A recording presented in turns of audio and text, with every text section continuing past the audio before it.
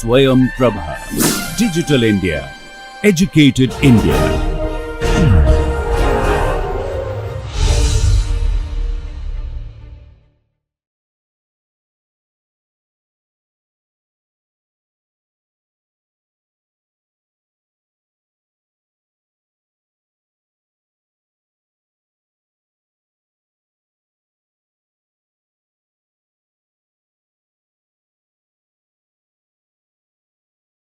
All right. Good morning, good afternoon. Welcome back. We are in this online course on analysis and design of rigid pavements.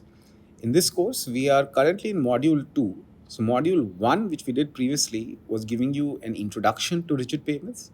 In particular, I pointed out the different types of rigid pavements: JPCP, JRCP, CRCP, and PCP. But I pointed out that mainly this course is going to be focused on JPCP, jointed plain concrete pavements, as the name suggests. So it consists of plain slabs of concrete which have joints in between. And plain means that there's no steel inside the slab, although there could be steel at the joints, which is actually the topic of our discussion today. And then we will look at CRCP later as a slight variation of JPCP. There's not too much change in the way we analyze them as of now in terms of the state of the art. Okay, so where we are currently, so that was module 1. Module 2, we looked at analysis and design, analysis of rigid pavements using classical methods. As a reminder, what is a classical method? It's a method which, well, classical meaning it's very old, but actually what it means is that it's a method that does not involve any computers. So we don't have to solve sophisticated computer models for using these methods. These methods, which we may also call them analytical solutions, they essentially give us a nice closed form solution. So it's a nice equation which we can write down. It may not be an easy equation, but it's something we can write down.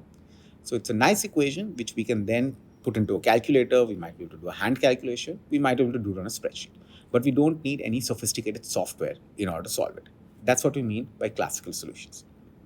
Now, what we've been doing for the previous 2 lectures, and today is the conclusion of that series, is we're going through a series of lectures which are talking about joints. So obviously the name is jointed plain concrete pavements. So we initially started module 2 by looking at the stresses inside of the slabs themselves. So that was using Westergaard's theory and modified theories after that. But what we've been looking for the last 2 lectures, and today's lecture is the last in that series, we looked at actually what happens with the joints.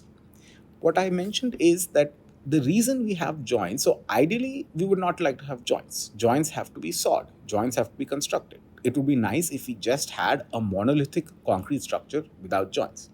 In a way, that's basically what CRCP is. So the motivation for CRCP is to avoid having to saw joints. But CRCP aside, because that uses a lot of steel, it's very expensive.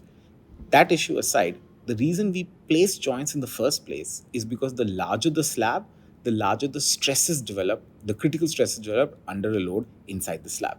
So if our stress is large, our performance is going to be lower. Or if you're doing a design, if you have a large stress, we have to increase the thickness to bring that stress down, which has a cost associated with it. So ideally, we'd like some very small size slabs with a lot of joints. But the problem is there's an economic cost to sawing those joints. And so we don't actually take that approach. We use some relatively large size slabs, still not very big, but we use relatively large size slab, and that's typically of the order of 3.5 to 4.5 meters. We usually take a relatively large size slab, and the reason we are still able to keep the stresses low or relatively low is because we also assume joint transfer or load transfer across the joints. That is, we assume that yes, although we do have joints which are physically separating these two slabs, we still have a mechanism by which we are able to transfer some of the load from one slab onto another slab. So although it's no longer a monolithic concrete structure, the entire concrete is still participating in the load transfer process. So that's how we keep the stresses low and how we can ensure that the slab is not very thick. So in this series of lectures, we have been paying special attention to the joint because now I think it's clearly established that the joint plays a very significant role in the stresses developed.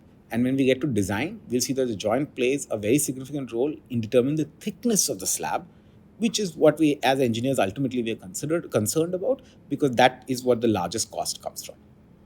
Okay, So for this, we've been particularly looking at three different mechanisms of load transfer. That is base friction, that is the base is deflecting from one slab, which is called the approach slab.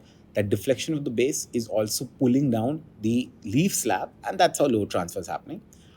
Another mechanism is aggregate interlock, that although we have these joints which are physically separated, under bending there is some amount of friction between the two surfaces due to aggregate interlock, and that friction is what's pulling the leaf slab down when the approach slab is loaded.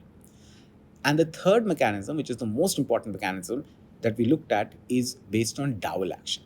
That is, we actually put steel rods, typically 25 to 32 in diameter, that's 1 to 1.25 inches, and typically 400 to 500 millimeter in length. So we take these steel bars, we embed them inside the concrete across the joint, across the transverse joint, and under bending, when the approach slab bends, it is bonded to the dowel. That bond essentially is pulling down the dowel. The dowel then is pulling on the leaf slab, and the leaf slab is also undergoing deflection, and some load transfer is occurring at that point.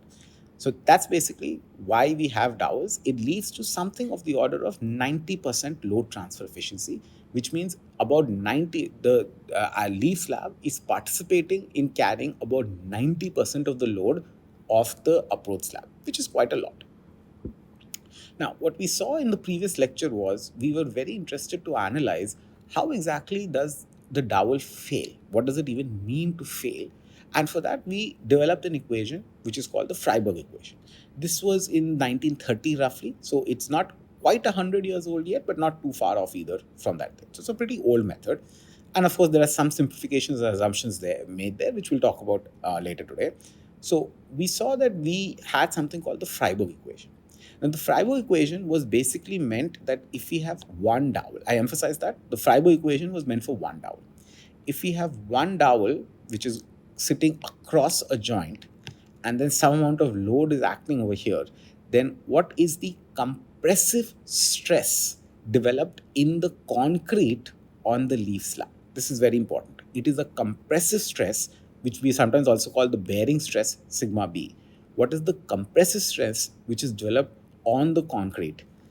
And is that compressive stress less than some characteristic compressive strength, which is not the same as the compressive strength as you would get, for example, if you loaded a cylinder in a compressive strength test? How do we calculate this sigma B, this bearing stress or this compressive stress? How do we ensure that it is lower than the maximum allowable? So we saw how to calculate both these terms, and we'll do a quick recap of it in the next two slides. How we saw how to calculate these two terms. But where I had left off previously is that it is never the case that this entire load is being borne by one joint. That is, if I draw a cross section, if I draw a profile view, and I have a series of these dowels, and here I have the load, it is never the case that the load is only being transferred through one dowel. Maybe all, or maybe some, but definitely not one of the dowels is participating in this load transfer process. So really, this load which we're considering over here is not the complete load. It is part of the load which that particular dowel which we're analyzing is taking into consideration. So what we have to understand is then that the stress which is developed depends on this load. The load in turn develops on the number of dowels, or alternatively put, the load which is developed on this, the load which has to be borne by this dowel or transferred by this dowel, depends on the spacing of the dowels, which gives us the number of dowels. So what we are really interested in today's lecture to understand is, can we use the Freiberg equation, which is the only equation we have in classical methods for calculating the sigma B? Can we use the Freiberg equation to optimize dowel spacing to make sure that our bearing stress or critical bearing stress is below the allowable bearing stress? That's going to be the primary part of today's lecture, and we'll also do a solved example to see a lot of these calculations. And then I will also talk very briefly on an interesting issue called dowel misalignment. It's something you should be aware of, which is actually a fairly common thing which happens. And it will also tell you some of the limitations of using Freiberg's method. Okay, so quick recap of the equations that we saw in the last lecture. So this equation which I have over here is called the Freiberg equation. The Freiberg equation evaluates the bearing stress on the concrete caused by the dowel. So here is my concrete. Here is my dowel embedded inside of it. As the dowel undergoes flexure because of its connection to the approach slab, and this is the leaf slab, it generates this compressive stress distribution inside the concrete over here. That compressive stress we call as the bearing stress. The bearing stress is given by this formula over here, where P is whatever load is acting on the dowel, and a large part of today's lecture will actually be trying to understand what is this load. Beta is a particular value, so beta is equal to fourth root of, very common to miss this, fourth root of some k, I'll define k in a second, divided by 4 ED, where ED is the elastic modulus of the dowel. So that's the elastic modulus of steel, something of the order of 200 gigapascals, something in that range. And then ID is the moment of inertia of the cross section of the dowel. Again, very common mistake that students make is that they assume this ID is the moment of inertia of the concrete. They assume ED is the moment of inertia, the elastic modulus of the concrete. That's why I'm emphasizing it by putting the subscript D, which stands for dowel, divided by 4 beta cube EDID. So I've already defined these terms. What is this K? K I had previously defined as it was a modulus of interaction between concrete and the dowel. So basically, if we assume that the dowel is a beam and it's sitting on a Winkler foundation, so we are idealizing the concrete as some type of a infinite elastic foundation, then its coefficient of reaction is this K, which is the coefficient of dowel concrete interaction. From a mathematical perspective or theoretically, it's the same idea as the coefficient of subgrade reaction. The difference is we don't have a good test for this. Coefficient of subgrade reaction, we have the plate load test and we have correlations with other tests, so we can measure it. But for the coefficient of dowel concrete interaction, we don't actually have a good test for it. So instead, we use this equation which Freiberg also provided, that this coefficient is equal to K naught into D, where D is the diameter of the dowel. And K naught, as we saw, was the coefficient of dowel reaction. And that value is something, it has units of megapascals per square meter. And we'll see how to carefully take this square meter part into account today. So this has units of megapascal square meter. This is an empirical equation that was given by Freiberg. He looked at his data and he saw some kind of linear relationship. So he fit this value. This K naught actually comes from fairly old experiments. It's an active area of research in order to calculate it. Most of the experiments have given some very widely varying estimates. So that's why there's not a very good idea of what K naught is. Nonetheless, I'll show you what a typical value looks like today. So using all these equations which I give here and all these relationships, we can calculate sigma B. We'll do that today by solving an example. And then the other thing I wanted to point out was that the allowable bearing stress, it turns out it is not the same as the compressive strength. Despite the fact that it's a compressive stress, the compressive strength is not the same as the characteristic compressive strength. And that is because the stress distribution is different. So if this is my dowel which is on the concrete, I get some kind of a compressive stress distribution like these contours which are drawing. Whereas the compressive strength test is basically a cylinder which we uniformly load. If we neglect Poisson effect, then we know that each cross section, we are basically going to have a uniform stress. So this test from where we get FCK actually considers a uniform stress distribution, whereas this condition where we have the dowel which is pushing against the concrete and creating compressive stress, that has a different type, some kind of an elliptical or circular distribution of the stress. Because our stress distributions are different, our strengths are also going to be different. So based on experimental conditions, ACI 35 gave this equation over here for the allowable bearing stress. So this is 101.6 minus BD. BD is just under the symbol for the dowel diameter, divided by 95.25 into FCK. Please do not forget, and again, a very common mistake that students made, this equation has units, right? So these terms are not unitless. BD has to be in millimeters. So this 101.6 is actually in millimeters. And then this denominator 95.25 is also in millimeters. So please do not use centimeters for the diameter. It is very common in the handbooks or the tables which we use for steel bars that the diameter might be provided in centimeters. Please make sure to convert it into millimeters before using this formula. And then FCK is the compressive strength of concrete that is almost exclusively expressed in megapascals. Typically, we write it as something, for example, M40 concrete. And M40 concrete basically says that the characteristic, which is 90th or 95th percentile, compressive strength at 28 days is 40 megapascals. That's what M40 means. So the units of FCK is almost in megapascals. Consequently, the units of FB are also in megapascals. So be aware of the system of units which is being used. So now then, based on this equation, we can calculate sigma B, which is in megapascals. We can calculate capital FB, which is in megapascals again. Now we have to ask our question is, the external load is applied on the slab and the load transfer is distributed between a series of dowels spaced some distance apart. So if I drew this cross section, if I did a plan view, here is my approach slab, here is my lee slab, maybe this is my load. It could be in other locations also.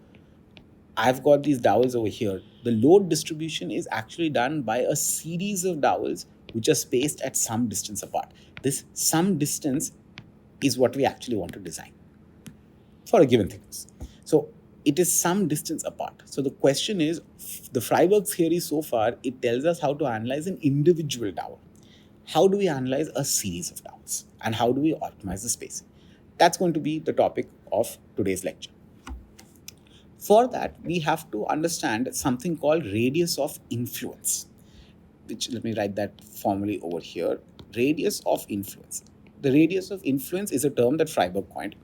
What it basically asks is, from the point at which the load is applied, up to what distance along the transverse edge, up to what distance do the dowels participate in the load transfer process? So in other words, if I'm looking at the transverse edge over here, or actually let me draw it in the same way as previously. If you're looking at the transverse edge over here and I apply a load, for example, over here, up to what distance on either side of the load, parallel to the transverse joint, is the effect of the load felt on the dowels? Or in other words, up to what distance do the dowels participate in load transfer? And beyond which, we can assume that there's no effect of load transfer. Now, I should add that there is actually no such distance. The distance is technically infinite because all dowels will to some extent participate in load transfer. But because we're using an analytical solution, we have to sort of cut it off at some point. So that's why it's understood that only some dowels, not all dowels, but some dowels are participating, although in reality, all dowels are participating.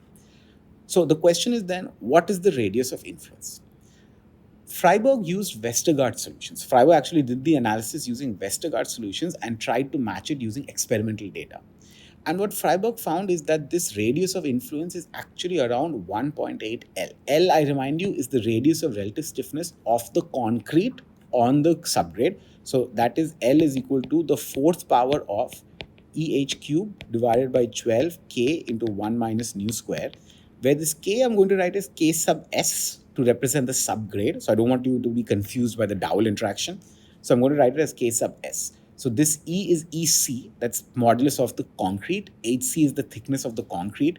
Nu is the Poisson ratio of the concrete. So this is what L is in this case. So what the Freiberg showed using Westergaard solution and then matching it with experimental data is that up to if you have a critical load, if you have a load over here, the effect of that load is felt through a distance of 1.8 L on either side. So the radius of influence is 1.8. So any dowel within a distance of plus or minus 1.8 L from the load is going to participate in the load transfer process. And an additional assumption which Freiberg then made was that the extent to which the dowel participates in the load transfer process is directly proportional to its, or rather it's inversely proportional to its distance from the load. What that means is that if I have a dowel which is exactly under the load or very close to the load, that dowel I would call the critical dowel. The critical dowel is going to take the largest load. It's not the entire load, and we'll talk about how to calculate the amount of load, but the critical dowel is going to take the largest amount of load. That load, we can have the symbol P sub C. We'll define it in the next slide. So if we say that the critical load is PC, that's what this critical stands for. This critical dowel actually has to bear the full value of PC. it is not equal to the entire external load. It is some critical load that we have to calculate. So this critical dowel bears a load of 1.0 into PC, that's the entire value. And then up to a distance of 1.8, the last dowel, if there happens to be a dowel exactly at 1.8 L, up to a distance of 1.8 L, the last dowel actually bears zero load. So any dowel which is exactly at 1.8 or beyond 1.8 on either side will be bearing no load at all. And then the additional assumption is that the distribution of loads in between these two. So from 1.0 PC into 0, the distribution of the load in between is a triangle or it's a straight line. So it's a linear distribution. That's an analytical assumption. In practice, this is also not the case. This load transfer actually tends to be nonlinear in nature, but we cannot capture that using Freiberg's theory, or rather Freiberg's theory did not make that assumption so that they could give you a nice analytical procedure for solving it. So we'll see a clear example of how to actually take use of this. For now, I just want you to remember from this slide, radius of influence is 1.8 L on either side of the load parallel to the transverse joint. Okay, so let's ask a question then, what is this PC? Very clearly we saw in this slide over here that the critical dowel is taking the full load of something called PC, and then in the other dowels up to a distance of 1.8 L are taking some fraction of PC. And that fraction can be calculated linearly based on distance. So what is PC? PC is calculated as P over N. So P is not external load, we'll properly define B, but let's say P is the load that is borne by the slab, which is not equal to the external load. So if P is the load borne by the slab, and it so happens that within a radius of influence of 1.8 L, there are N number of dowels within that radius, then PC, the critical load, is assumed to be simply P over N. So for example, well, I'll give you an example in a second, but what I want to understand is this P is not the external load due to the vehicle. Because what we assume is that across the joint, we have some load transfer. So no individual slab is bearing 100% of the load. Indeed, each slab is going to bear only a fraction of the load depending on what the load transfer efficiency is. So if the load transfer efficiency is 100%, so if this is my slab, if I have a load and that load is, for example, let's call this P.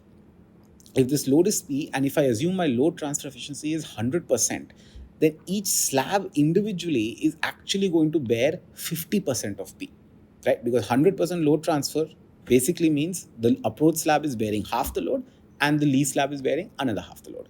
So P is actually going to be equal to 0.5 P in this case. So this P which I have over here, this is actually going to be equal to 0.5 times P. So that's why I said this PC is equal to P over N. This P is not the external load. It is that fraction of the external load which is being borne by the particular slab in question. Similarly, if LTE is 90%, and that's usually the assumption which we make for JPCP sections with dowels, if the load transfer efficiency is 95%, then the P, the load which is going to be borne, is on the leaf slab side. Remember, this failure is happening on the leaf slab side. So we're actually doing this analysis on the leaf side. The P which is borne on the leaf slide is actually going to be 45%, because a load transfer efficiency of 90% means that 55% of P is going to be borne on the approach slab side. So you have 0.55 over here, and then you have 0.45 over here, and then the analysis for the compression which is formed is done on the leaf slab side. So in this case, if it's 90% load transfer efficiency, then this P which we have over here is actually going to be 0.45 times the external load. So 0.45 times the external load divided by N, which is the number of dowels which is within the radius of influence from the load, gives us this critical loading PC. That's an important number that we have to calculate. We will do the calculation in an example. Before that, I just want to tell you one variation of this analysis. So Freiberg did his analysis. Later on, it was actually a couple of decades later, another researcher, Tabatabe, he was actually also at the University of Illinois, same as Professor Westergaard, same as myself also. So Tabatabe, and it's an Iranian name. So he later, using some more sophisticated analysis, actually made a correction for the radius of influence. So remember, Freiberg, using Westergaard's theory, said that the radius of influence is 1.8. Tabatabe actually said that the radius of influence is 1 times that. He halved the radius of influence, approximately halved it. As you can imagine, that's actually had a very big effect, because what we are interested in, this PC is going to be P divided by N, where P is whatever load is transferred onto the leaf side. So if this N is small, PC is going to be larger. So what Tabatabe did is, instead of saying you can count the number of dowels out to 1.8 L, he actually halved it and said you only count the dowels to a distance of 1 L. So if, in effect, you've approximately halved the number of dowels, or you have doubled this PC. So when you do the analysis and you use Tabatabe's approximation, you actually get a very different answer from what you get with Freiberg's analysis. And that's what we will look at when we do a solved example. So in our example, we'll look at both the Freiberg solution, we'll look at Tabatabe's solution. Difference is again the radius of influence. And based on that, we'll see what difference comes in our bearing stresses. Okay, before we go into the problem itself, let me give you a quick preview of how we solve this type of problem. So we have to do a design problem in this case. So all we basically get is that we have some leaf slab and some approach slab. So here's my leaf slab, here's my approach slab. I'm interested in calculating sigma B in the leaf slab. That's something to keep in mind. So I've got some load, which I know. I've been given some thickness and properties of the slab. So we don't worry about designing those as of yet. We'll look at that in module 4. So we are interested in calculating these two. What we want to know is, what is the bearing stress given some value of dowel bar spacing. So we have to actually design what is the dowel bar spacing. Now, one thing to keep in mind, common mistakes that students make, don't choose a small dowel bar spacing.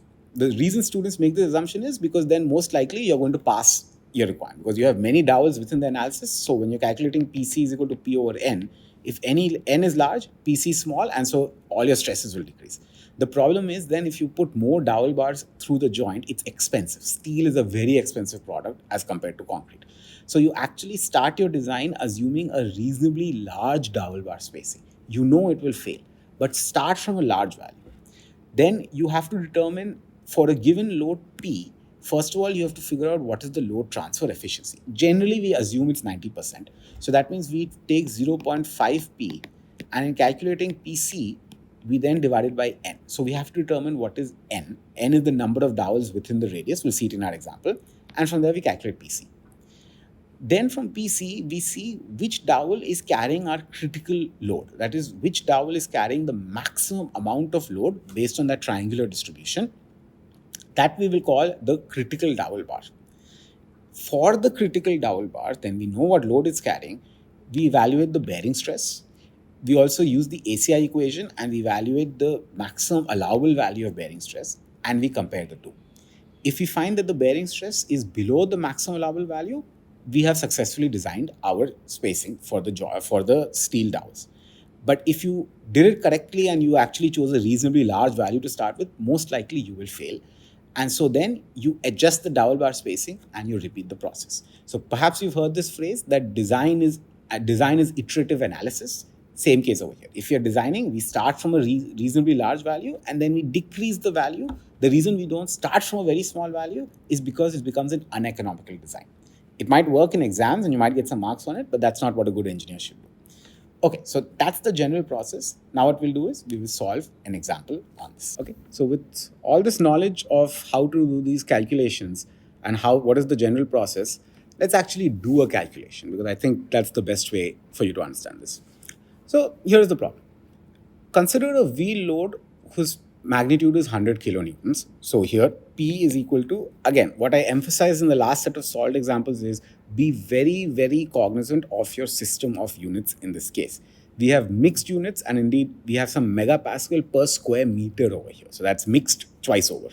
So be very, very careful when you're reading the problem and write out the units to a good choice of units. I always recommend Newton and millimeter are the best choice of units in most cases. So I have P is equal to 100,000 newtons, 100 kilonewtons. So if P is equal to 100,000 newtons, Given pressure is 0.7 megapascals. This is again in Newton per square mm. So there's nothing to change. It's in our base system of units. So this is our load. The load is placed at the corner of a 200 millimeter thick slab. So the slab thickness is given to as H is equal to 200 mm in our base unit. So there's nothing to do. It is placed at the corner of the slab. We'll use that information. Assume that for the slab, the elastic modulus is 30 gigapascals. Recall 30 gigapascals is 30 into 10 cube Newton per mm square. So make sure you do this unit conversion. That's 30 gigapascals. Poisson ratio 0.15. FCK, which we will need, this is the compressive strength. This is M25. Just one note, M25 is actually a very, very low grade. It's not used in the concrete in JPCB pavements. Generally, we'll start at something like an M40 grade, which will be 40 megapascal FCK. But this question was just to illustrate a certain point. So I basically wanted a question where I'm guaranteeing failure. That's why I ended up choosing such a low value. But in general, you would not use such a low value. So FCK is equal to 25 megapascals. Now, given the slab is sitting on a subgrade whose K value is 85 megapascals per meter, I'm going to write this as Ks is equal to 85 Newton per mm square meter. And so converting this meter into millimeter as we did in the previous lectures, this comes to 0.085 Newton per cubic mm. Please be very clear on this calculation. A very common source of error is that students don't take care of the unit conversion for K. And I'm writing it as Ks over here because another K is going to come in a second. Now, so that's basic all our information about the slab, about the subgrade, as well as about the loading. Now, furthermore, it says, suppose the slabs have dowels of 32 meter diameter spaced at 300 millimeters center to center. The C over C, in case you haven't seen it before in your structural engineering classes, that stands for center to center spacing. So center to center spaced 300 mm apart with a cover of 150 mm. So if I draw this cross section, if this is my corner, right, I have basically regularly spaced dowels. Given that center to center spacing here is 300, but this cover, so the cover is the distance from the center of the dowel to the outer face of the slab. This is given to be 150 mm. You might have heard in structural engineering something called cover versus clear cover. That's basically saying whether it's from the center or to the edge. Generally, you don't find that much complication or that kind of complicated terminology used in pavement engineering. So when we say that the cover is 150 mm, we just mean it's the distance from the center of the dowel to the outer face. Now, assume that E sub D, this is the elastic modulus of the dowel, which is made of steel, is 200 gigapascals. So 200 gigapascals again is 200 into 10 cube Newton per mm square. It's a pretty big number. Newton per mm square. It's a pretty big number, and that's generally what you expect the elastic modulus. It can be higher also, but that's what you expect the elastic modulus of steel to be, somewhere 200 in that range. Given the transverse joint width is 0.5 mm. So if this is our slab, then and this dowel is placed over here, given that this width is Z, this is given to be 0.05 mm. I mentioned last time it's generally 1 to 2 mm, but sometimes depending on the application, it might be lower than that also. So in this case, it's 0.05 mm. Given that the load transfer efficiency is 90%, so we know what that means, there are no units to it, and given this K naught, coefficient of dowel reaction, given that this K naught is, and I want you to look at this value carefully, 400,000 or 4 lakh megapascals per square meter. So first of all, units, megapascals per square meter. That's basically writing, if I write it up here, Newton per mm square into square meter. So this actually, if you want to rewrite it properly in a consistent system of units, this is going to work out to, so this value given here is 4 into 10 power 5, and it will become into 10 power minus 6 Newton per millimeter power 4. 10 power minus 6 is coming because 1 meter is 10 cube millimeters, and so 10 cube square is 10 power 6. It goes to the numerator and becomes 10 power minus 6. So in a consistent system of units, this becomes 0.4 Newton per millimeter raised to the power of 4. And that's why these numbers are very large. So keep that in mind when you're looking at a value, typical value of K naught. So typical value of K, which is for the subgrade, in megapascals per meter is, as we saw, maybe 20 to 100, maybe it's sometimes slightly more than 100 megapascals per meter. A typical value of K naught, however, is going to be in the hundreds of thousands or in the lakhs. So 400,000, 500,000, 700,000 megapascals per square meter. So understand that that is the typical value. It's going to be a number in lakhs or in hundreds of thousands. It's not going to be in the hundreds. So the question is, check whether the critical dowel fails. Okay. First things first, as with almost all problems in pavement engineering, let's first do some preliminary calculations. What is the radius of the load? What is the radius of relative stiffness of the concrete slab? And what is the moment of inertia of the cross section of the dowel? These are relatively simple calculations to do. Okay, radius of the load. So we are given the load is 100,000 kilonewtons, and then the pressure is 0.7 megapascals. So the radius, as before, is going to be P over pi Q, where Q is the pressure. I'm using a different symbol for P, not to make it confusing. So that is simply going to be 100,000, that's going to be 10 to the power of 5 divided by pi into 0.7. We can do the calculation. I'll show you this result in the next slide.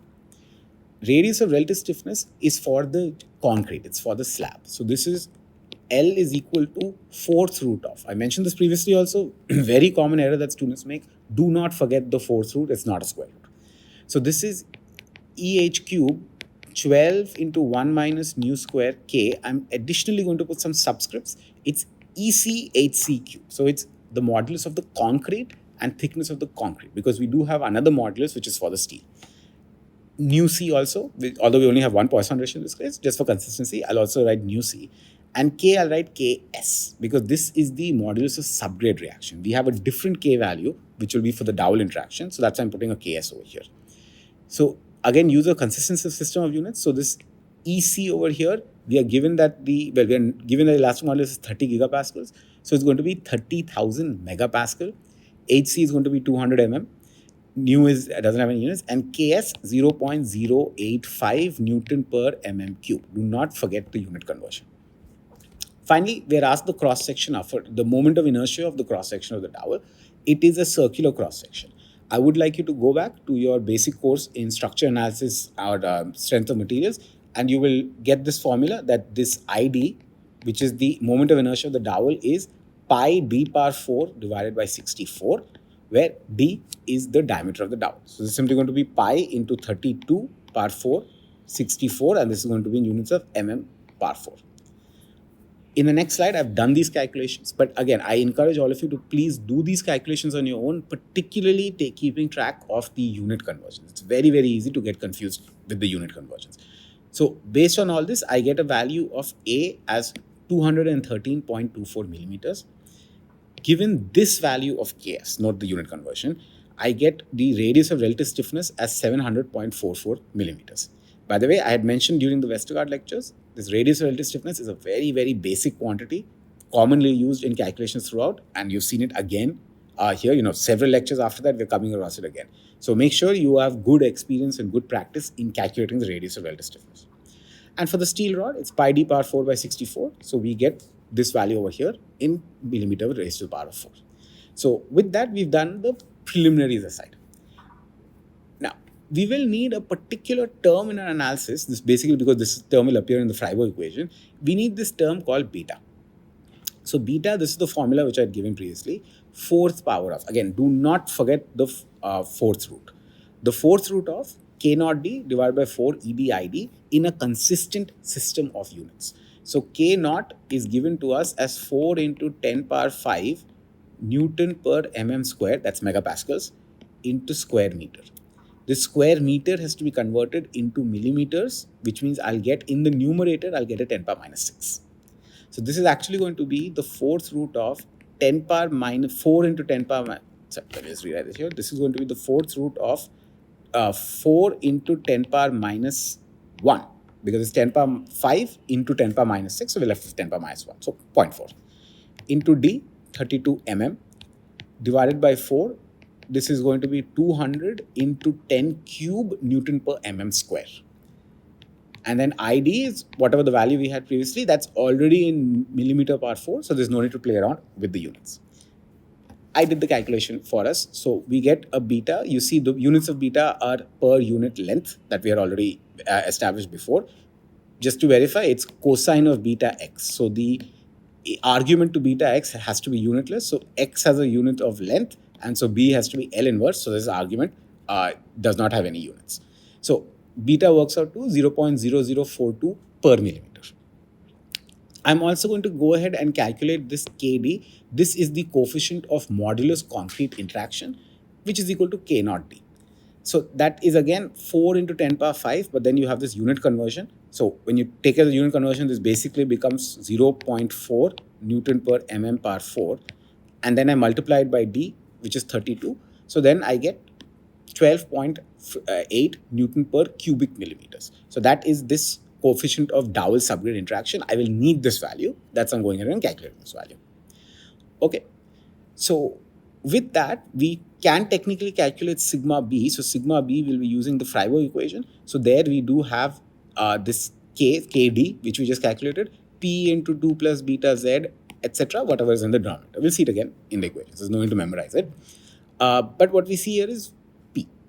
This is what I had emphasized in the beginning, that this p is something we have to be quite careful of in terms of what value to use. So first of all, we already know the value of the external load. The value of the external load is 10 power 5 newtons. But that is not the load which is going to be borne by the leaf slab. The load transfer efficiency is 90%, which means the leaf slab is actually going to bear 45% of this total load. And so the load which is actually being applied, and it's mentioned in the problem that the load is applied at the corner. So we apply the load at the corner. We could apply it at some offset also, but for now we'll assume that it's applied at the corner. When we apply it at the corner, this is this total load 0.45 P. That load is going to be distributed among all the dowels which are within the radius of influence. So what is the radius of influence? We have two values for the radius of influence. If we use the Freiberg model, that was equal to 1.8 into L. That's around 1261 millimeters. Now, you can do this calculation on your own. You are given that this length is 150 and then the spacing in between is 300. So what that means is that I have within a distance of 1261 mm, how many dowels can I count? What I see here is that if I have the spacing between these three dowels to be 300, then that basically covers a distance of 900 mm, plus I've got 150 over here. So this is 900 plus 150. If I add another 300 to this, I am outside this 1261. So 900 plus 150 plus 300 is actually going to take me out of this 1261. So 1261, if I actually draw it, I actually get this vertical line over here. In that range, from 0 to 1261 mm, I end up getting 4 dowels. And so using Freiberg's analysis then, what I have is my critical load, PC, is going to be 0.45 P divided by N is equal to 4. And that works out to what I've done over here, 11.25 kilonewtons or 11,250 newtons. That's using Freiberg's analysis. If I use Tabataba's analysis, he says that the radius of influence is actually 1 into L. 1 into L works out to approximately 700 mm. And did I do that calculation? Yeah, I believe I did that calculation previously that we calculated. Yes, around 700.44. So this works out to, I just did a slight round off. This works to 700 mm. Now, here again, so we have 150 mm over here. And then between these two dowels, we have 300 mm. That brings us to a total of 400 mm. If we go to the next dowel, this brings us to a total of 450 mm. If we go to the third dowel, that's 450 plus 300, that's 700 mm. That's 750 mm. That is beyond our radius of influence. So if I actually plot where this 700 mm is, it's actually this yellow line over here which I have. So at this yellow line, anything within the yellow line is contributing to load transfer, anything outside of it is not. That's the basic assumption. And so within this yellow line, I basically have 2 dowels. And so using Tabataba's model, I actually get PC is equal to 0.45 P over 2. And that works out to basically double of the last case, 22.5 kilonewtons or 22,500 newtons. So as I had mentioned that tapped away basically half the radius of relative distance, and that made a very, very significant difference to our results over here. The maximum load PC is double in one case. So it's a very large difference. By the way, this particular analysis which I did, you could actually do this. You don't have to do it graphically. You're welcome to do it graphically, but it's possible to just do it. With a little bit of practice, you'll be able to do it just manually using a calculator. You don't have to draw it. But when not sure, go ahead and draw it and try to understand or count the number of dowel bars which are within the radius of influence. Okay, so now what we have to calculate is, this is then our radius of influence. We know that within this radius of influence, we assume that the load is borne where the load is present. The dowel is going to fully bear it. So 1.0 PC. Actually, as it turns out, the load is actually at the corner, so there's no dowel over there. What we have to see is that assuming that it's 1.0 PC where the load is applied and 0 at the end of the radius of influence, the question we have to answer is, what is the load, assuming a linear distribution, what is the load borne by each of the dowels? More importantly, what is the load borne by the critical dowel? Okay, so in this case, first of all, let's do the Freiberg solution first. So that's this red triangle which I have down here. So if I have the Freiberg solution, I've got 4 dowels. The first dowel is actually about a distance of 150 mm from the load. The other dowels are further away. I know that just beneath the load, I'm going to have to bear the total stress. So the total load, which is 1.0 PC. So at a distance of 150 mm, I'm going to bear less than that. And we have to proportionately calculate it. We can't do it because it's just a linear variation. We have to proportionately calculate it. The next dowel is going to bear much less load because it's at a distance of 450 mm from the position of the load. So we can understand that this dowel which is closest to the corner, is actually a critical dowel. If this dowel passes, that is, the bearing stress applied by this dowel is less than the maximum allowable bearing stress, then all the other dowels will pass because they are transferring a smaller amount of load. So we really only concern ourselves with this dowel. So our question is, what is the load which is transferred by this dowel? We basically get that answer from similar triangles. So let me draw this out in this way. Again, I'm only focusing on Freiberg. Tab I'll come back. So basically what I have is, I have this distance of 1.8 L, and here I'm saying it's 1.0 PC, and here it's 0 PC. And now what I'm saying is, I'm actually interested in the dowel at this distance, which is a distance of 150. So if I consider this triangle and this smaller inner triangle, these two are similar triangles. So if I take the ratio of the height to the base for the larger triangle, that's 1.0 divided by 1.8. If I take the ratio of the height to the base of the smaller triangle, that is whatever this unknown P is, that's what we're trying to calculate. What is this P? Divided by this distance is going to be 1.8 L minus 150. So that's what I have over here. So this is basically, and similar triangles tells us that these two ratios are going to be equal. So that's basically the concept we're using. Do a little bit of the calculation. I'm not doing it over here, but I encourage you to do it. That's going to work out to P of 9.91 kilonewtons. Again, this PC over here for Freiberg, this is actually 11.25 kilonewtons, which I had shown down here. So substitute the value of L, 700.44 mm, and you will get P is equal to 9.91 kilonewtons. For Tabataba's model, it's quite similar. So the left-hand side is the maximum value. But in Tabataba's model, the base, which is the radius of influence, is actually 1L.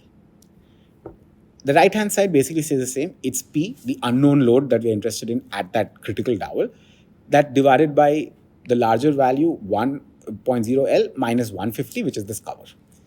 Do that calculation and we will get, it's almost double, not exactly double, but almost double, 17.68 kilonewtons. So for the Freiberg model, if we use a 1.8 L radius of influence, this is the critical load that we get on the critical dowel. And then this, if we use the Tabatabai model, then we get 17.68 as the load on the critical dowel. So that's the load on the critical dowel. Now that we have the load, we can simply calculate all the bearing stresses. This K, as I previously mentioned, is K0 into D. We calculated that as about 12.8 Newton per mm cube. Just go back to the previous calculations, we just did it. Okay, P is now that P that we calculated. So it's using Freiberg, it's 9.91 kilonewtons. Again, it has to be converted into newtons. So you have please take care of the unit conversions. And then using Tabtabe, it's 17.68 kilonewtons. Beta we calculated previously. Z was 0.05 mm. So we have that, and all the other values also we have. So we can substitute this in. Only thing I want to point out over here is I took care of the new unit conversion. So this P in Freiberg is 9.91 kilonewtons, so 9,910 newtons. And similarly, Tabtabe, 17,680 newtons. So please be careful of this particular unit conversion. But basically, I do that. I substitute everything else, make sure the units are correct, and then I get from the Freiberg model, then my bearing stress, my actual bearing stress is 83.2 megapascals, Newton per square millimeter. And then from the Tabatabe model, I get 148.5 Newton per square millimeter. Already you can see that these are quite high. I am currently looking at an M25 grade concrete, right? So already these seem to be high, but we can't directly compare this FCK is equal to 25 megapascals. We can't directly compare because the stress distribution is different. So now we have to calculate what is the maximum allowable bearing stress. We calculated using this formula. So this works out to 101.6 minus BD is 32. Divided by 95.25 into 25, that gives us 18.27 megapascals. So the maximum allowable bearing stress for this relatively weak concrete, we do not use such a weak concrete in this case, but for JPCB pavements, but for this relatively weak concrete, the maximum allowable bearing stress is working out to 18.27 megapascals. Comparing again to Freiberg, where the actual stress is 83 megapascal, or Tabtabe, where is 148.5 megapascals, you can clearly see that we have failure. So in this case, our bearing stresses have far exceeded our bearing strength. So that's when we say that we have failed in, the dowel has failed. Now, it failed for the critical dowel. That basically means the whole thing failed. You could go ahead and continue doing the analysis for the other dowels within the radius of influence, but it's really not necessary, because if one dowel fails, then we consider the entire JPCP section has failed. So we need to focus on only the critical dowel. You don't have to do the calculation for all the dowels. Okay, so what do we do now? We have failure. But again, we are engineers. We have the choice in terms of how we want to do this analysis. So what can we do? Well, the easiest thing is increase the dowel diameter. Instead of using 32 mm, maybe use a higher diameter. The problem is when you have a higher dowel diameter, you're making it more difficult to transport the dowels, because they're getting heavier, it's more difficult to load and transport. You're also making it more difficult to load, because dowels generally during construction, they have to be placed on a chair. So if you have a large diameter dowel, they can get heavy and it can be difficult to do this. They can also move around when concrete is poured on it, which we'll talk about towards the end when we talk about dowel misalignment. So generally increasing the dowel diameter is not too much of an option since we're already at 32 mm. Decrease the dowel spacing. This is a pretty good solution. So we started with a dowel spacing of 300 mm. It did not work. What we need to do is we need to bring more dowels within our radius of influence. Effectively meaning decrease your dowel spacing. So maybe instead of 300 mm, the next thing we could try is try 250 mm and see if we can reduce the failure over there. It can be quite dramatic actually. We could, just by increasing the number of dowels, for example, as you see over here, when you had 2 dowels in the radius of influence, you had 148.5 megapascals. When we had 4, we got to 83.2. Not quite half, but getting there. So now if we can decrease our dowel spacing, we could dramatically reduce this number and maybe our case would pass.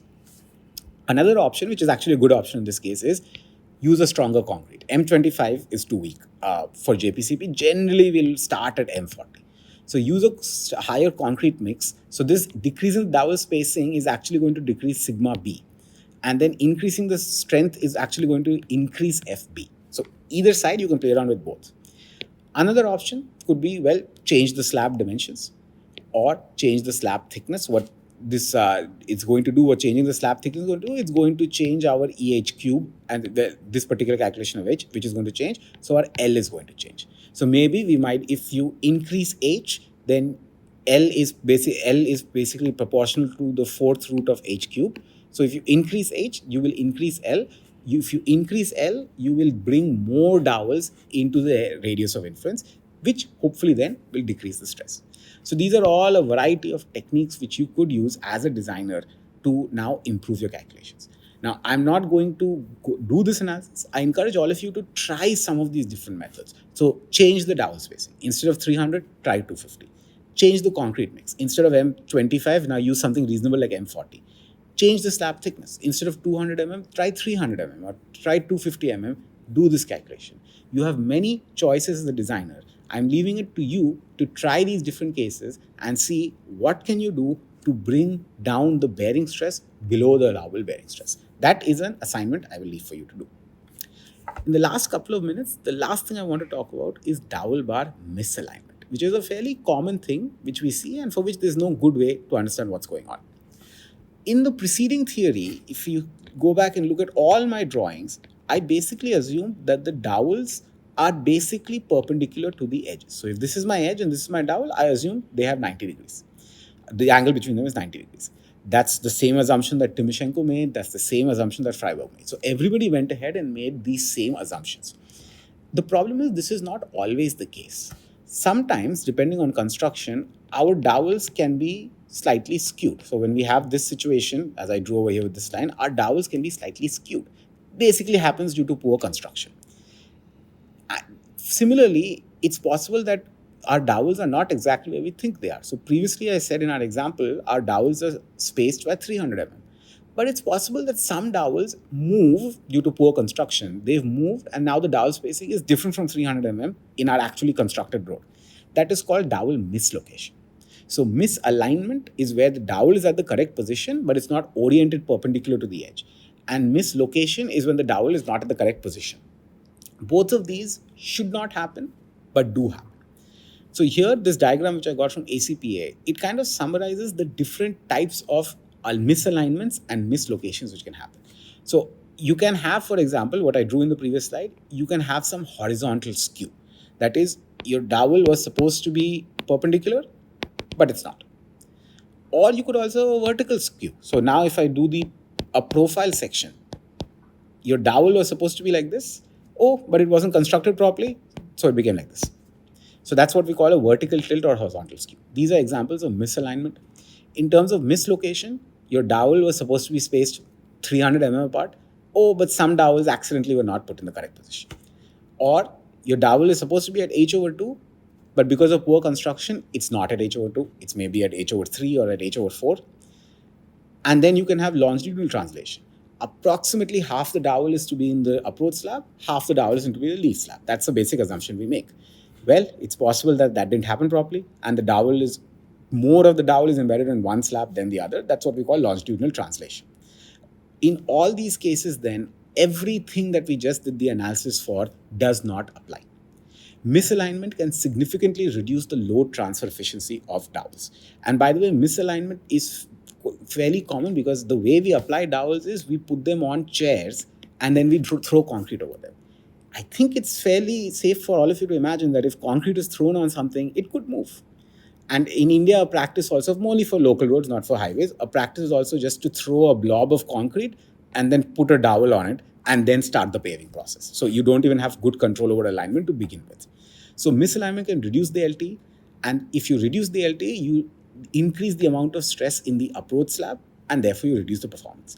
The problem is, well, in practice, catching misalignment is complicated and there are different techniques, non-destructive techniques for doing that. But analyzing misalignments and considering some amount of misalignment in your design, that is actually quite complicated. Analytical methods cannot do it, which is why we actually have to go towards non-analytical methods, namely finite element or numerical methods for this analysis. We will see that when we get to module 3. We will look at, particularly we'll have a lecture on how joints are modeled using finite element method. And there you'll see now we have many useful options which we can use, which otherwise are not available in these analytical methods. All right, so that's all for today's lecture.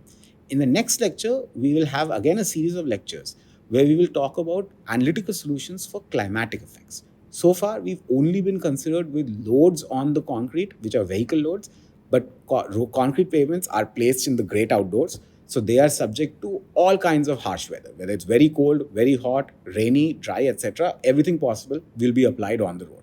And so we also have to consider how those climatic effects are affecting stress development and hence performance of our roads. So that will be the topic of the next lecture. Thank you.